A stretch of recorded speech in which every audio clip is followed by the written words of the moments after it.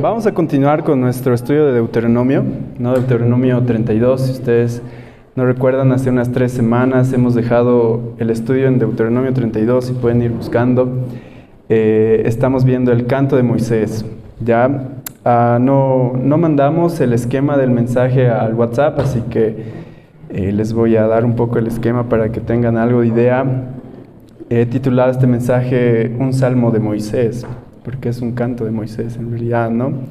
Vamos a ver como primer punto un canto profético, como segundo punto un canto de ira y como tercer punto un canto de esperanza. Quiero ser honesto con ustedes, bueno, van a disculpar un poco porque tal vez voy a tener que usar el Kleenex de vez en cuando. Ha sido un mensaje difícil de confeccionar, vaya, porque es algo tal vez duro de lo que vamos a hablar hoy, ¿no? Pero quisiera que Dios nos dé paciencia y humildad también, ¿no? ¿Por qué no nos ponemos de pie y leemos la porción, ¿no? Deuteronomio 32, 19. Del 19 al 31. Lo voy a leer yo. Dice: Y lo vio Jehová, y se encendió en ira por el menosprecio de sus hijos y de sus hijas. Y dijo: Esconderé de ellos mi rostro, veré cuál será su fin, porque son una generación perversa, hijos infieles. Ellos me movieron a celos con lo que no es Dios, me provocaron a ira con sus ídolos. Yo también los moveré a celos con un pueblo que no es pueblo, los provocaré a ira con una nación insensata, porque fuego se ha encendido en mi ira y arderá hasta las profundidades del Seol.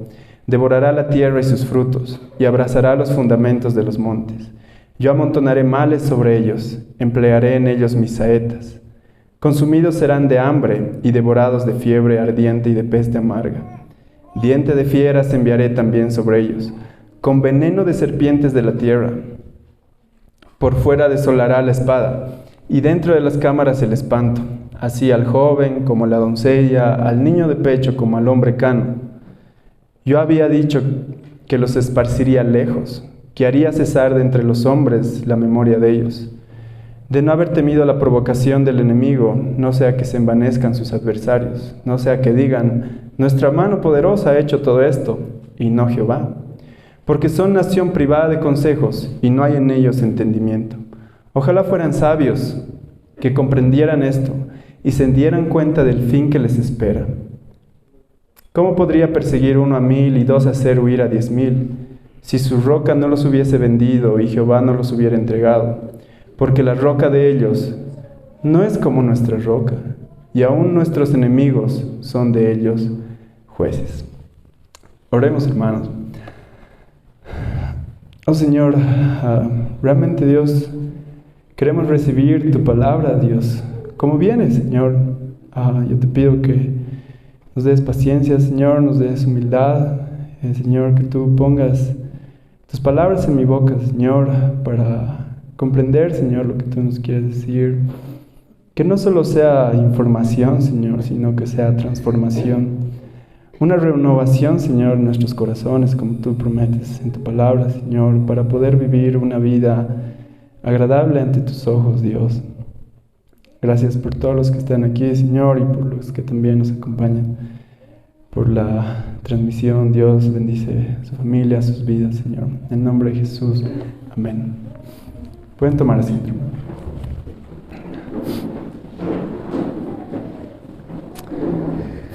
Bueno, como ustedes habrán percibido un poco en el texto, hoy vamos a hablar un poco de la ira de Dios, ¿no?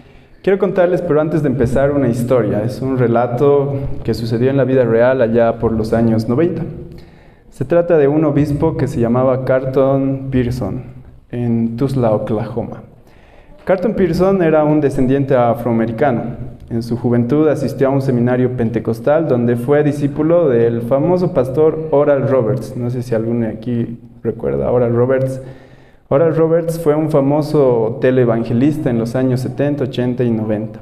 Fue uno de los primeros en introducir al mundo cristiano la famosa teología de la prosperidad que tanto daño nos ha hecho. El obispo Carlton Pearson creció a los pies de este pastor Oral Roberts, ¿no?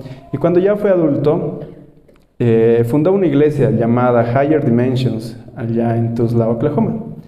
Esta iglesia era mucho más grande que el IBM, tenía hasta 6,000 feligreses cada domingo durante muchos años.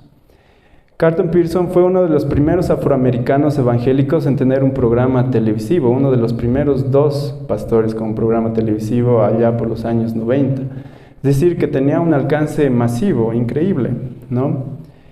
Fiel a su maestro, el pastor Carson, el obispo Carlton Pearson, tenía una mega iglesia donde lo principal era la música, ¿no? Un coro gospel increíble acompañado de instrumentos, como era muy común en los años 90. Le ayudaban a Carlton Pearson, que era la voz principal de ese grupo, porque tenía una voz increíble también, y predicador principal, a ministrar a miles de personas cada domingo, ¿no?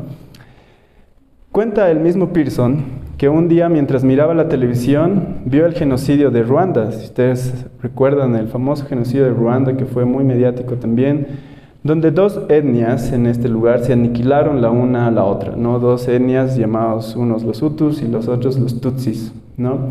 Se dice que hasta más del 75% de la etnia Tutsi fue eliminada, es decir, miles y miles de muertes, ¿no? Hay libros, hay películas y muchas noticias acerca de esto en los años 90. Carlton Pearson vio esto en la televisión y él indica que en medio de esto escuchó la voz de Dios diciéndole que Carlton, todos irán al cielo. Y le decía, ningún incrédulo irá al infierno. Carlton, todos irán al cielo. Ningún incrédulo irá al infierno. Desde ese momento, Carlton Pearson empezó a predicar sobre esta epifanía que tuvo, supuesta epifanía. Le llamó la teología de la inclusión, allá en los años 90, donde esta palabra no era para nada común, ¿no? Él decía que todos están incluidos en la salvación. Y a partir de eso, llegó a conclusiones más avesadas aún. Llegó a decir que el infierno no existe, porque no hay necesidad de él, ¿no? Que la salvación es universal y que no necesitamos la fe en Jesucristo ni el arrepentimiento. Para Carlton Pearson no era lógico pensar que un Dios de amor, como él había conocido, podría condenar a miles de personas al sufrimiento eterno. Una de sus frases más famosas era, si Dios no los condenó, ¿por qué nosotros sí? Muy clásica actualmente, ¿verdad? Si la misericordia es para siempre y el infierno es para siempre, ¿cómo pueden existir los dos al mismo tiempo?, se preguntaba Carlton. ¿Acaso uno no es excluyente del otro? Por todo esto, Carlton Pearson empezó a perder mucha membresía en su iglesia, de tal manera que a los 2 años su iglesia estaba vacía. Tuvo que vender el edificio e incluso perdió el nombre de la iglesia. Y unos años después, él pertenecía a una denominación pentecostal y un concilio de la denominación lo declaró como hereje. Evidentemente, como esta persona era muy popular y famosa en los Estados Unidos, fue una noticia muy mediática también, ¿no? Carlton Pearson, años después, terminó predicando en una iglesia pequeña juntamente, siendo copastor con una pastora transexual en una iglesia LGBT, ¿no?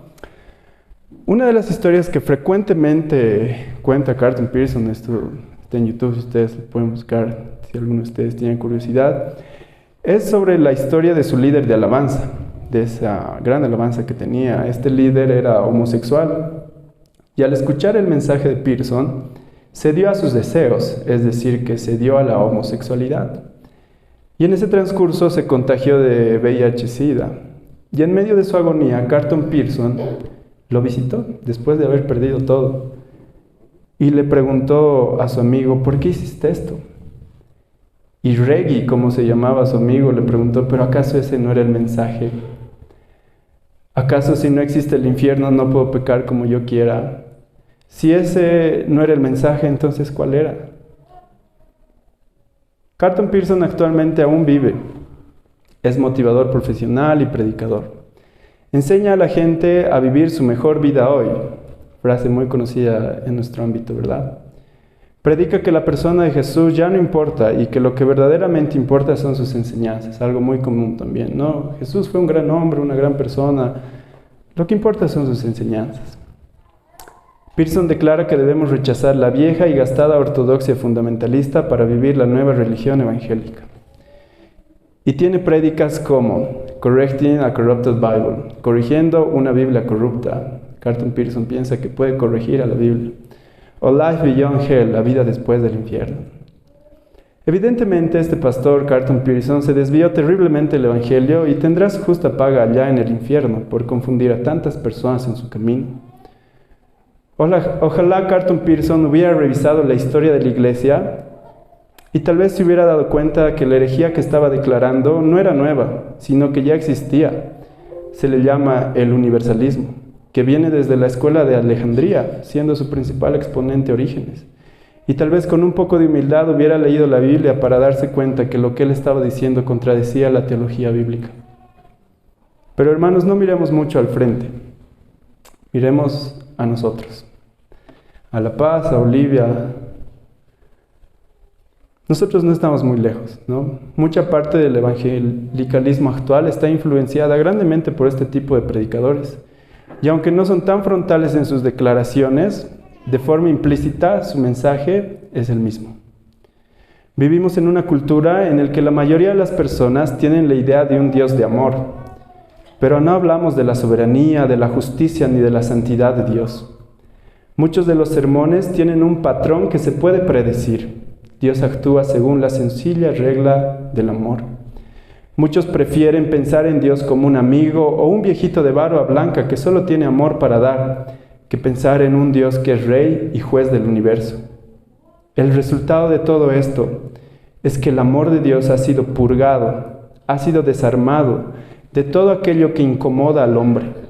Nuestra cultura ha saneado, ha democratizado y ha sentimentalizado el amor de Dios a tal punto que para muchos de nosotros es imposible pensar en un Dios que es santo, justo y se aira contra toda impiedad, como dice Romanos.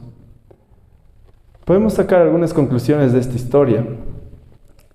En primer lugar, y no puedo dejar de pasar esto, ¿no? Carlton Pearson desechó toda la enseñanza bíblica por una supuesta epifanía que tuvo. No en vano en Deuteronomio 13, del 1 al 3 dice: cuando se levante en medio de ti profeta o soñador de sueños y te anunciere señales o prodigios, y después te dijere, vamos en pos de dioses ajenos que no conociste y sirvámosle, tal profeta o soñador ha de ser muerto. Es bastante común que en la actualidad muchas iglesias basen sus enseñanzas y sus principios en supuestas revelaciones dadas a sus líderes. No olvidemos, hermanos, que la mayor parte de las herejías nacen de sueños que supuestamente tuvo una persona, como el caso de los adventistas, mormones y testigos de Jehová, con John Smith. Este no es el punto del mensaje, y quisiera cerrar este punto con lo que dijo el teólogo Augusto Nicodemos, y también John Piper dice lo mismo. ¿Quieres oír la voz de Dios? Lee la Biblia. ¿Quieres oír la voz de Dios de manera audible o más fuerte? Lee la Biblia en voz alta. No debemos separarnos de la seguridad de la Biblia, hermanos. Es la palabra de Dios. No niego que un Dios todopoderoso puede revelarse a personas, pero no debemos poner la experiencia personal por delante de la revelación manifiesta de Dios, que son sus escrituras. No en vano los reformadores erigieron el principio de sola escritura. Y en segundo lugar, y es lo que vamos a meditar en la prédica de hoy, una de las cosas que este predicador Carlton Pearson olvidó es que la Biblia habla no solamente del amor de Dios, sino que también habla de la justicia de Dios, de la santidad de Dios y por lo tanto de la ira de Dios. Y aunque dentro de nuestro medio el mensaje del amor de Dios es el que más difundido está, no debemos olvidar que pierde su sentido si no predicamos de la ira de Dios. Muchos de nosotros queremos tener un Dios todo amoroso, a un Dios de bolsillo que solo cumple nuestros deseos, pero que no tiene ningún tipo de autoridad. Vivimos en una sociedad donde tenemos policías, militares, abogados, jueces, diputados, senadores, que son nuestras autoridades, y esperamos que ellos obren con justicia, y que en lo que corresponde castiguen al malvado o al injusto. Y muchas veces nos vemos defraudados, evidentemente. Sin embargo, cuando hablamos de Dios, que es el juez del universo por ser su creador mismo, deseamos que no tuviera esa aptitud. Cuando escuchamos hablar de la justicia de Dios y de la ira de Dios, hacemos oídos sordos. Y muchos no solamente eso, sino que afrentamos al carácter de Dios con la clásica frase de: yo no creo que Dios debería ser así. Mi Dios no es así. Mi Dios es un Dios de amor, si no sería un Dios que se contradice. Sin darnos cuenta, tratamos de encajar a un Dios eterno en nuestros pensamientos posmodernos finitos y sesgados por nuestros tiempos y sus filosofías. Hermanos, la Biblia de forma textual y literal habla más veces de la ira de Dios que del amor de Dios. Y justamente eso es lo que vamos a meditar hoy. El primer punto que quiero tocar es un canto profético. Vamos a Deuteronomio 32. Estamos a 2 capítulos de terminar el libro de Deuteronomio, ¿no? Deuteronomio relata la historia de Moisés advirtiéndoles a los israelitas, hijos de los que murieron en el desierto, cómo vivir una vida agradable a Dios. Estos israelitas, recordemos que están en Moab, cerca del río Jordán, a punto de entrar a la tierra prometida. Toda la primera generación idólatra ya había muerto. Dios los castigó y habían muerto durante 40 años. Moisés, uno de sus representantes, ya sabía que él no entraría a la tierra prometida. Así que si recordamos, en Deuteronomio 31, Dios le habla a Moisés y le pide dos cosas. Primero le pide que ordene a Josué como su sucesor. Josué iba a ser el que iba a guiar al pueblo de Dios hacia la conquista de la tierra prometida. Y segundo, le pide redactar una canción, que es justo la canción que estamos estudiando, para que todas las generaciones venideras la memoricen y recuerden el carácter de Dios, sus bendiciones, pero también sus maldiciones. Deuteronomio 31:19 dice: Ahora pues, escribíos este cántico, Dios le está hablando a Moisés, y enséñalo a los hijos de Israel, ponlos en su boca, para que este cántico me sea por testigo contra los hijos de Israel. Quiero resaltar la última frase que dice: para que este cántico me sea por testigo contra los hijos de Israel. El objetivo de esta canción no era solamente el que los israelitas recuerden lo que Dios es, sino que cuando ellos fallen y se vuelvan infieles a Dios, la canción sería un recordatorio de lo que Dios hará con ellos. Esto se ve aún más claro en el versículo 31:21. Y cuando les vinieren muchos males y angustias, es decir, cuando estén en problemas, cuando estén sufriendo, entonces en este cántico responderá en su cara como testigo, pues será recordado por la boca de sus descendientes, porque yo conozco lo que se proponen de antemano, yo sé lo que van a hacer, dice el Señor.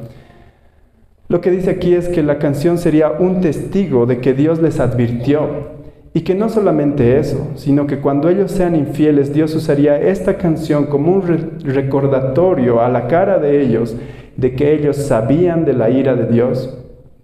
Y si nos ponemos a pensar en la historia de Israel, vemos que desde el inicio ellos apostatarían, ellos se separarían de Dios, negarían a Dios. Al terminar de conquistar la tierra prometida, es lo que vemos en todo el libro de Josué, nos relata cómo Israel conquista la tierra prometida. Y después empieza el libro de Jueces. Después de conquistar, Dios hace cosas increíbles en la conquista de la tierra prometida. Inmediatamente termina de conquistar la tierra prometida. ¿Saben qué hacen los israelitas? Jueces 2:11. Después los hijos de Israel hicieron lo malo ante los ojos de Jehová y sirvieron a Baales. Inmediatamente después de conquistar la tierra prometida, los israelitas fueron infieles. Todo el libro de Jueces es un relato de lo infieles que fueron los israelitas, los mismos jueces de Israel. Con su máximo exponente, Sansón, el débil Sansón, no era para nada un ejemplo de piedad y temor delante de Dios.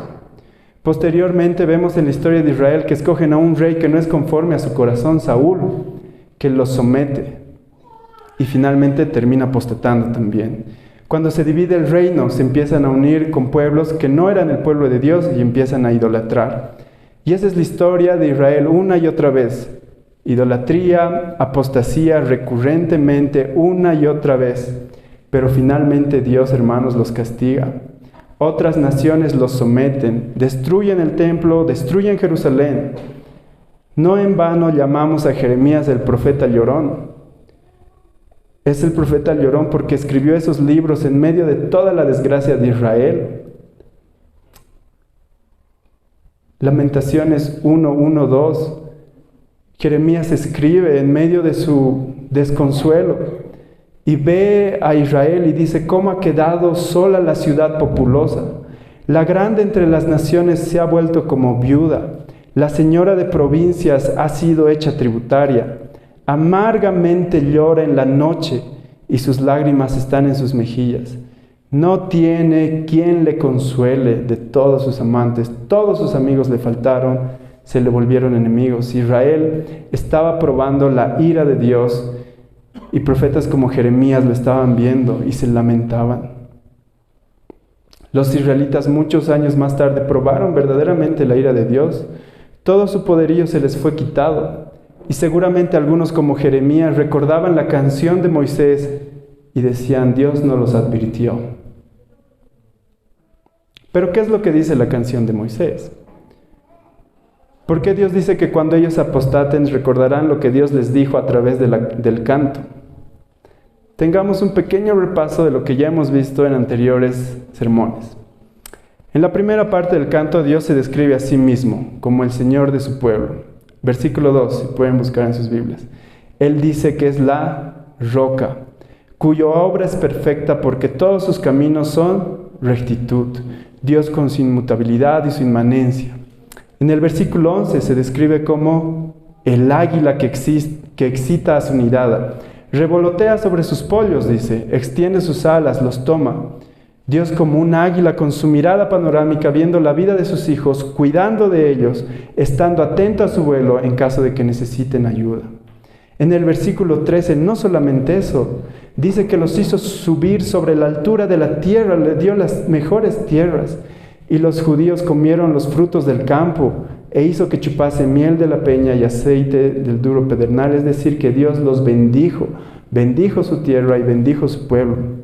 ¿Y cuál fue la respuesta de Israel? Versículo 15.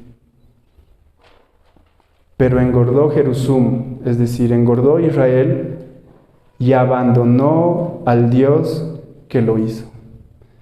Dios los cuidaba como un águila, era como una roca, era como un padre.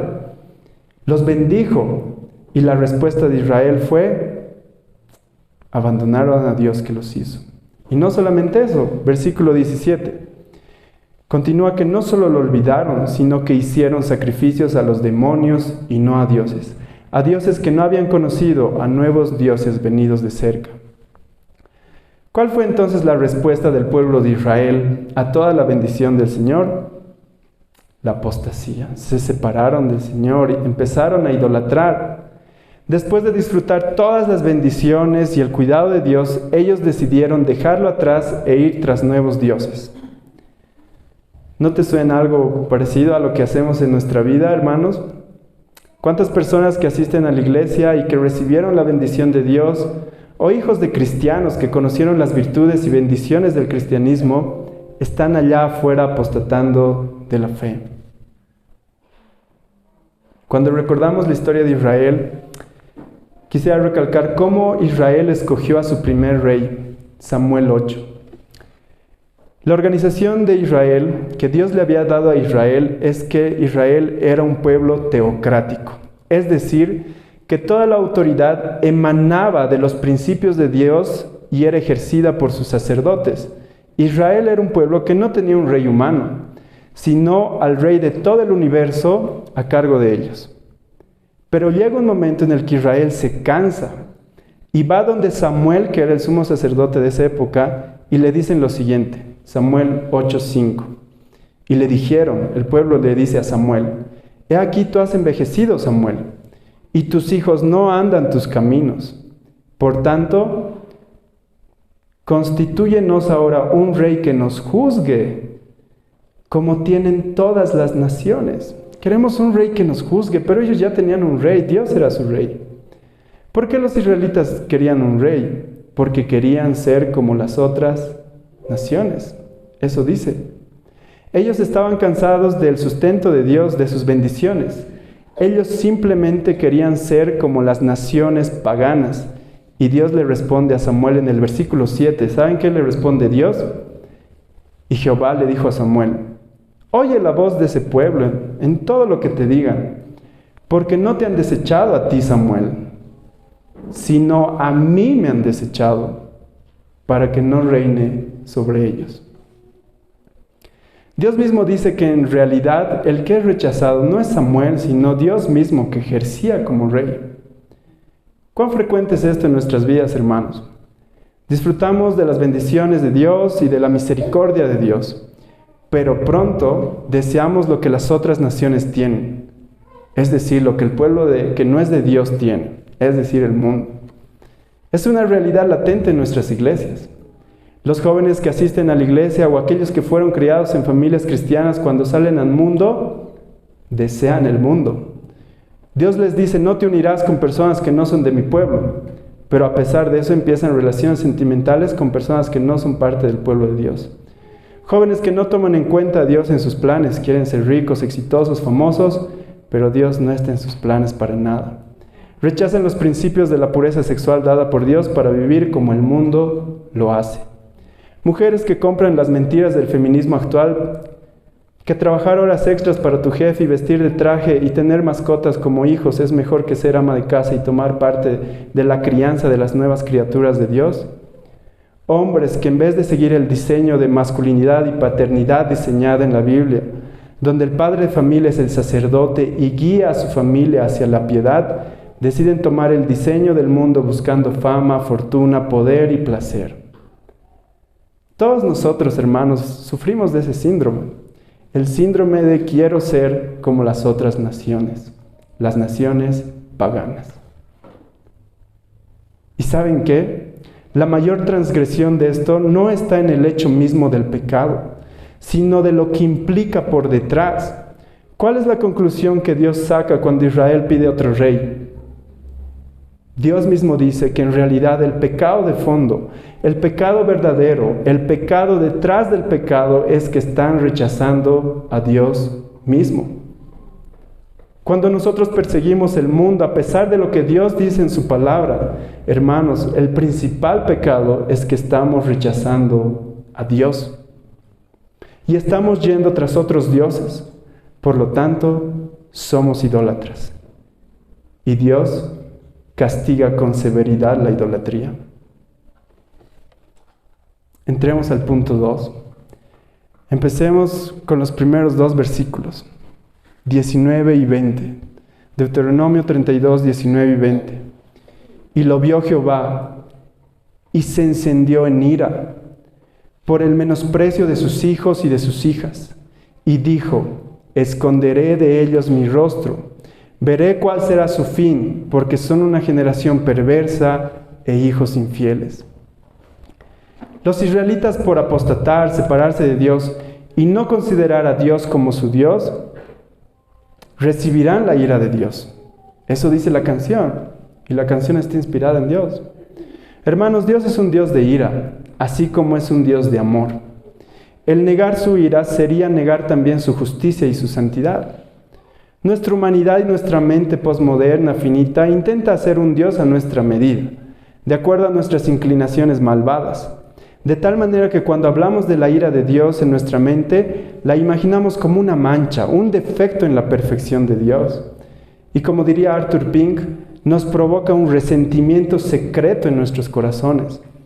Pero la realidad es que Dios declara en su palabra una y otra vez su ira dentro de la Biblia. Salmo 7:11, Dios es juez justo y Dios está airado contra el impío todos los días. Nuestro problema en parte es que en nuestra experiencia humana, la ira y el amor normalmente se sitúan en compartimientos mutuamente excluyentes. El amor da paso a la ira y la ira da paso al amor, pero nunca los dos al mismo tiempo. Pero eso no es lo que ocurre con Dios. La ira de Dios no es un enojo implacable y ciego. Por muy duro que esto suene o resulte, la ira de Dios es una respuesta completamente razonable e intencionada a una ofensa contra su santidad. Es una respuesta intencionada, hermanos. Algunos en su mente tienen la idea de que el Dios del Antiguo Testamento era un Dios de ira y el del Nuevo Testamento es un Dios de amor. No nos engañemos, hermanos. No hubo otra persona en el Nuevo Testamento que habló más del infierno y de la ira venidera que nuestro propio Señor Jesucristo. Cuando Dios en su santidad tiene enfrente a un pueblo infiel y pecador, tiene que haber ira. ¿O Dios no sería ese Dios santo y celoso que dice la Biblia? El negar la ira de Dios pronto produce sombras en su santidad, ya que la ira de Dios, hermanos, la ira de Dios es la santidad y justicia de Dios puesta en acción en contra del pecado. Arthur Pink pinta esto de una mejor manera en su libro Los atributos de Dios que estamos estudiando en la caminata. Él dice: la indiferencia al pecado es una mancha moral, y aquel que no odia al pecado es un leproso moral. ¿Cómo podría Dios, que es la suma de toda la excelencia, mirar con igual satisfacción la virtud y el vicio, la sabiduría y la locura? ¿Cómo podría Dios, que es infinitamente santo, ignorar el pecado y negarse a manifestar su severidad hacia él? ¿Cómo podría Dios, que se deleita solo en lo que es puro y hermoso, no detestar y odiar lo que es impuro y vil? La ira de Dios no solamente es parte de Dios, sino que es una de sus perfecciones, así como lo es el amor. En nuestro versículo dice que Dios se encendió en ira contra estos idólatras, el pueblo de Israel, porque lo menospreciaron. Y lo primero que hará, según el versículo 20, es: esconderé mi rostro y veré cuál será su fin. A esto se le llama la parte pasiva de la ira de Dios, o algunos le llaman la parte privativa. ¿Por qué? Porque nos priva del rostro de Dios, de la sonrisa de Dios, como dice Salmos. Ya que el castigo máximo es ser excluidos de su presencia, ser privados del rostro de Dios, es uno de los mayores castigos que nosotros podríamos tener. Básicamente lo que Dios está diciendo aquí es: ok, ¿tú quieres vivir sin Dios? Vive sin Dios. Anda, yo me esconderé. ¿Dónde vemos esto con más claridad? Romanos 1. Romanos 1, versículo 21 dice: pues habiendo conocido a Dios, no le glorificaron como a Dios, ni le dieron gracias, sino que se envanecieron en sus razonamientos y su necio corazón fue entenebrecido. Versículo 24. Por lo cual también Dios los entregó a la inmundicia en las concupiscencias de sus corazones, de modo que deshonraron entre sí sus propios cuerpos. Y si seguimos leyendo Romanos 1, dice que, pensando ser sabios, se hicieron necios. Se entregaron en pasiones vergonzosas, cambiaron el uso natural del cuerpo, se entregaron hombre con hombre y mujer con mujer. No aprobaron tener en cuenta a Dios, por lo que Dios los entregó a una mente reprobada e hicieron cosas que no convienen. ¿Qué es ocultar el rostro de Dios? Es Dios diciendo: ok, ¿tú quieres estar sin Dios? Pues ve, sin Dios. Como humanidad hemos tratado de sacar a Dios de nuestras casas, de nuestros gobiernos, de nuestros colegios, universidades e incluso de algunas iglesias. Y Dios, como castigo, ocultó su rostro. Y ahora nuestra generación puede ver el resultado. Cosas que uno piensa que racionalmente incluso el ser humano no cristiano debería entender que no son buenas. Grupos como los LGBTs, feministas, grupos proabortos, pedofilia, la corrupción en los estados, la debacle de la familia. Hombres y mujeres adultos que no forman familia, sino que cada uno vive como ellos quieren, pero tienen hijos. El respeto de los hijos por los padres en los suelos. La pureza sexual de los adolescentes no es más que un sueño que se esfuma cada vez a más temprana edad. Los niveles de violencia, depresión y ansiedad alcanzan altas tasas como nunca antes visto. Y el mundo intenta hacer programas, ONGs que intentan cambiar esto.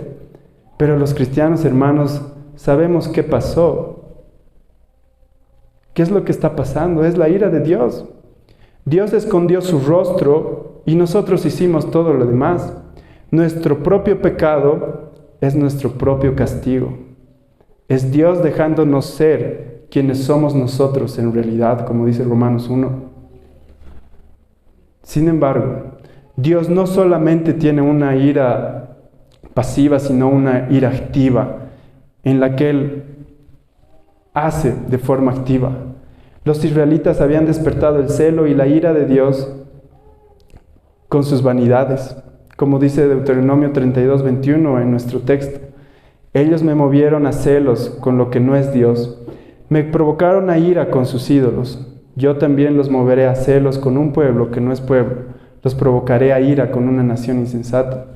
El Señor Todopoderoso, encendido en su celo, porque lo cambiaron por otro Dios hecho de vanidad, es decir, de algo fútil, inútil, vano, Dios dice que buscará otro pueblo para bendecir. Y es lo que vemos en toda la historia de Israel, en el Antiguo y en el Nuevo Testamento.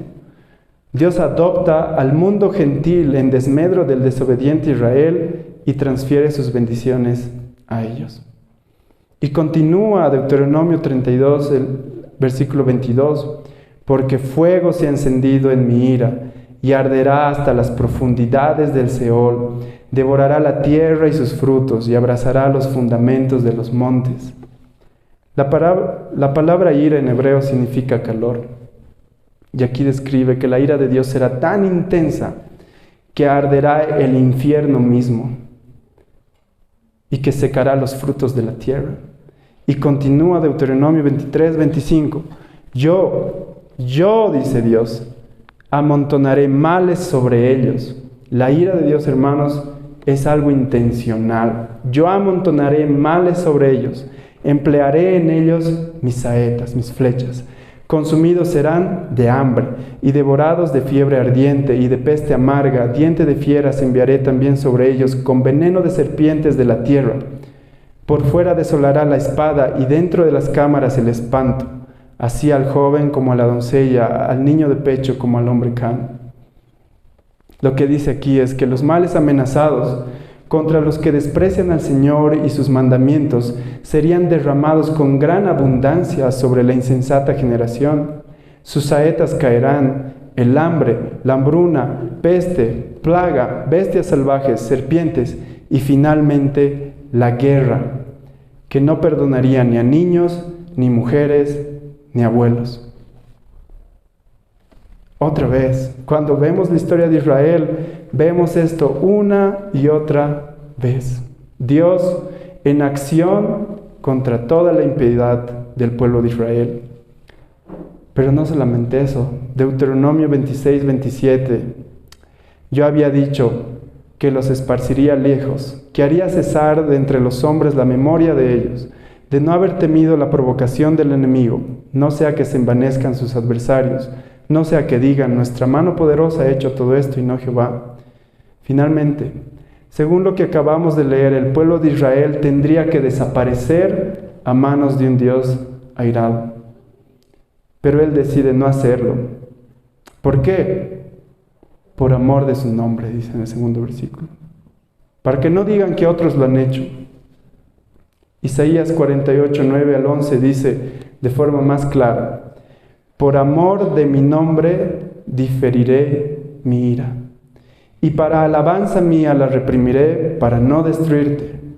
He aquí te he purificado y no como a plata, te he escogido en horno de aflicción, hermanos, esto es muy importante, por mí, por amor de mí mismo lo haré, para que no sea mancillado mi nombre y mi honra no la daré a otro.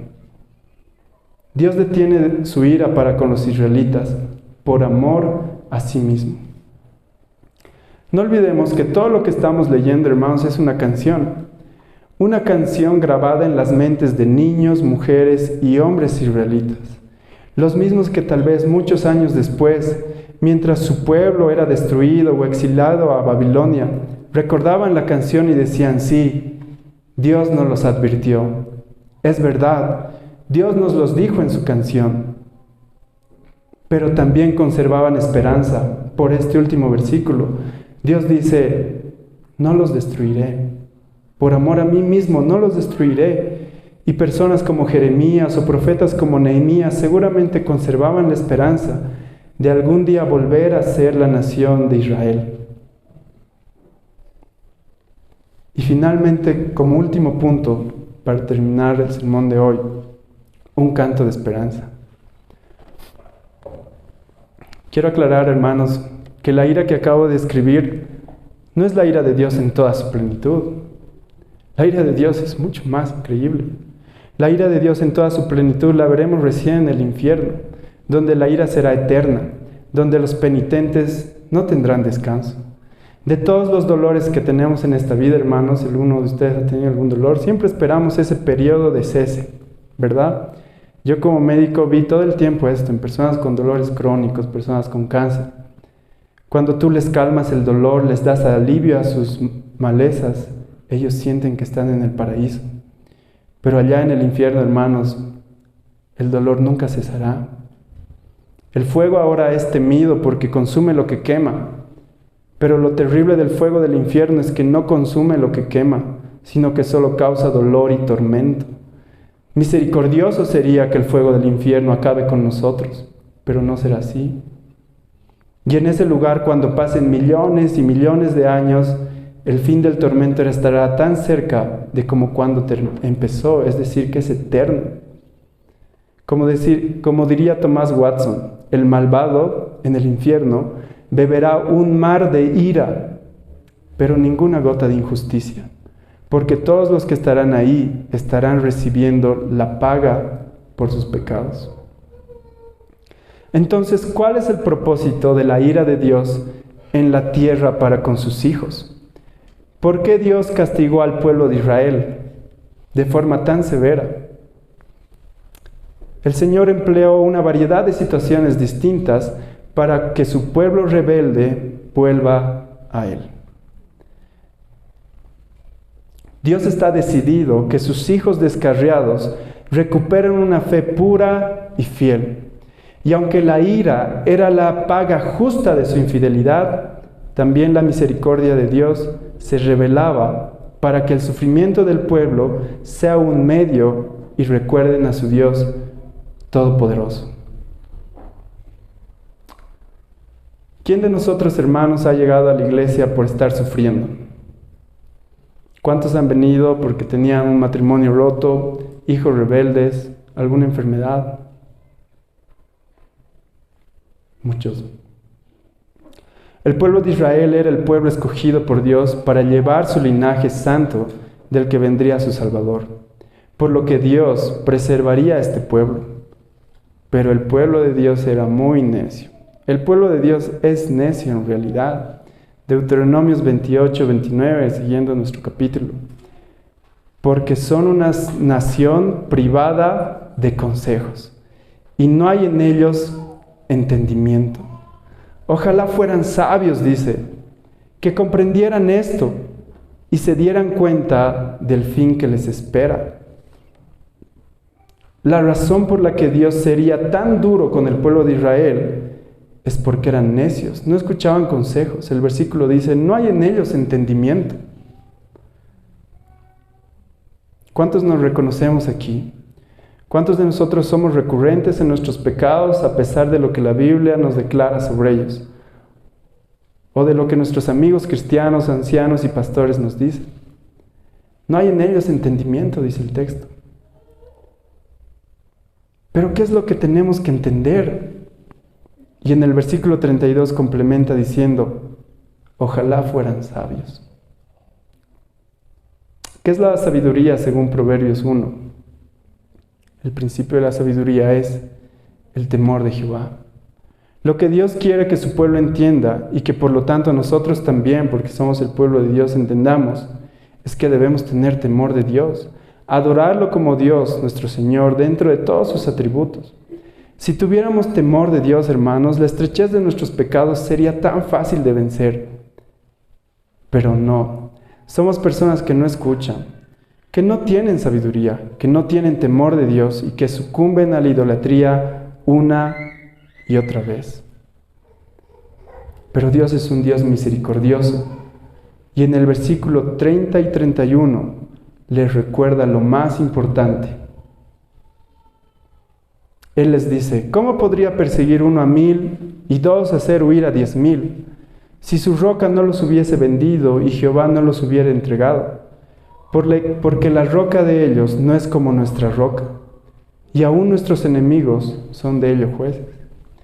Aquí Moisés les recuerda esas batallas donde los enemigos de Israel los pasaban de 1000 a 1 o incluso de 10,000 a 1.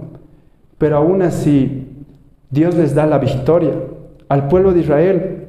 y les recuerda que fue Jehová quien hizo eso, porque Él es nuestra roca. Es decir, Dios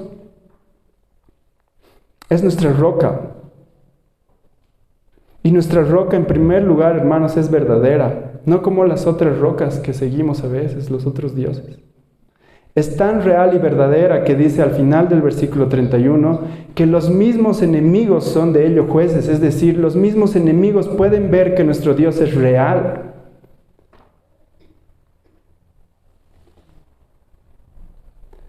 Hermanos, la ira de Dios en la tierra es una respuesta lógica al pecado, pero aún así tiene un destino de misericordia.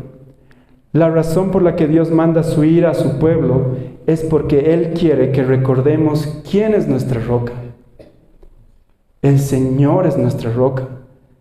Él es la roca de nuestra salvación. No hay engaño en Él. Nuestra roca es inmutable. Sus promesas permanecen para siempre. Dios quiere que recordemos que Él es nuestro socorro, que no hay nada de valor fuera de Él. En el Salmo 121, mi socorro viene de Jehová. No dará tu pie al resbaladero, no dará tu pie al resbaladero, hermanos, eso es, no te irás al infierno. Finalmente, ¿cómo entonces podríamos entender la relación del amor y la ira de Dios? ¿Acaso no son mutuamente excluyentes? Claro que no. Existe cierto dicho entre los cristianos que es muy famoso, que dice: Dios ama al pecador y odia al pecado. De alguna forma nos hace sentir mejor. La despersonalización de nuestro pecado es algo que nos da esperanza, que el pecado es algo ajeno a nosotros, que no es parte de nosotros.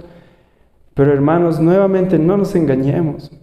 Cuando leemos Salmos, sobre todo, se nos dice que Dios odia al pecador, que su ira está sobre el pecador. Según la Biblia, la ira de Dios descansa tanto como en el pecador como en el pecado. Pero cuando vemos la historia de la redención, cuando leemos las historias del Antiguo Testamento y del Nuevo Testamento, y cuando vemos incluso nuestras propias vidas, hermanos, vemos tanto el amor de Dios y la ira de Dios actuando de forma sinérgica para que lleguemos a Él. Dios con ira castigando y con amor corrigiendo a su pueblo. Tal vez tú estás ahí sentado y dices: no entiendo cómo puede Dios amar y tener ira al mismo tiempo. Ese joven está fuera de lugar. Pero déjame decirte o recordarte la historia más perfecta que existe en la historia de la humanidad. ¿Deseas ver el amor de Dios? Mira la cruz. ¿Deseas ver la ira de Dios? Mira la cruz.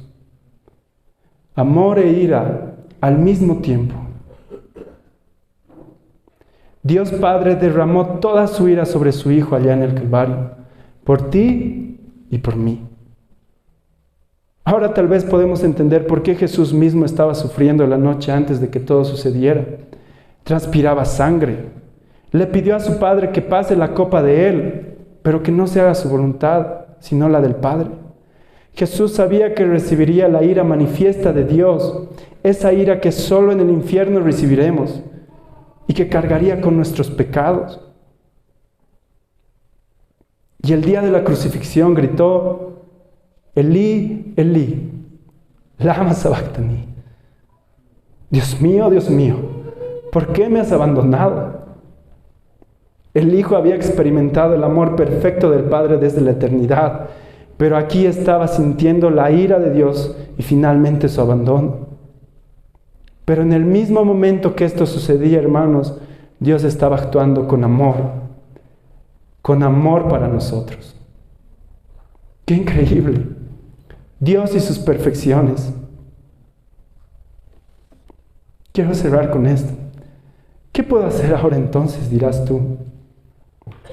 Hermano, si eres cristiano y estás en pecado, si tienes un ídolo que toma el lugar del Señor, arrepiéntete y recuerda quién es la roca de tu salvación, porque Dios es un Dios grande en misericordia y lento para la ira.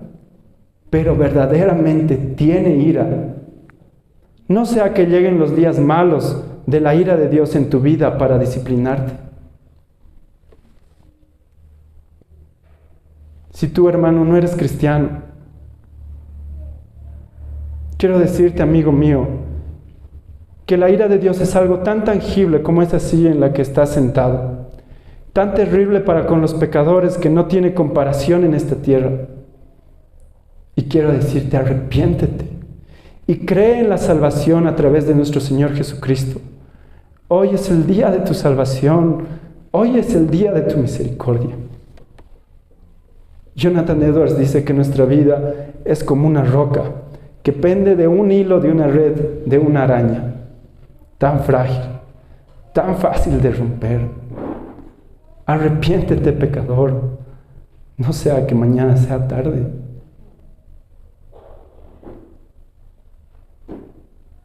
La ira de Dios, evidentemente, se manifiesta contra toda impiedad que hay en la tierra, dice Romanos.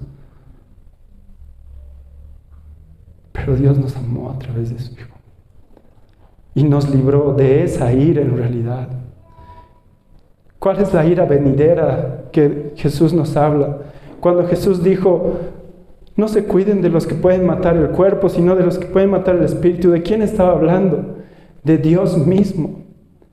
Dios nos va a castigar en la eternidad, pero Él mismo nos ha dado la salida mediante su Hijo, hermano. Tú eres cristiano y vives en pecado, arrepiéntete. Si tú no has conocido al Señor, arrepiéntete, hermano. Amén. Oremos, hermano.